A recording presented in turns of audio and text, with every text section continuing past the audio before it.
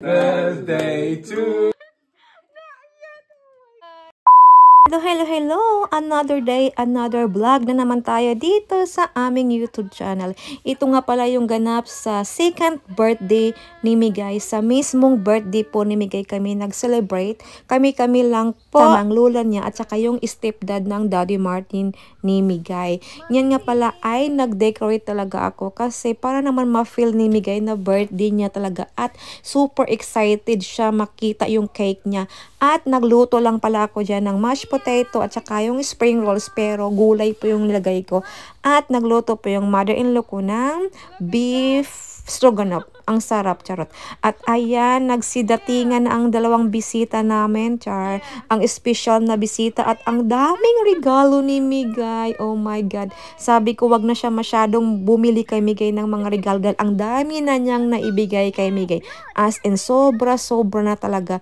Sobrang spoiled si Migay sa lola niya dahil nag-iisang apo lang po yan si Migay. Kami-kami lang pero sobrang enjoy na enjoy ang nag-iisang Mia namin. Ito na ang magandang cake! birthday to you. Happy birthday, dear Mia. Happy birthday to you. Hip hip Hip, hooray! hip. Hip hip hooray! I'm going to sleep. But Blow the candle. Blow the candle. Come on, blow! Come on! Blow the cake, Mia! Mom help! Mom help! Mom help! Mom help! Mom help! oh, thanks. Mom help! Mom! Yay! Yay! Good job. Good job, Mom! What happened? You want cake? You want?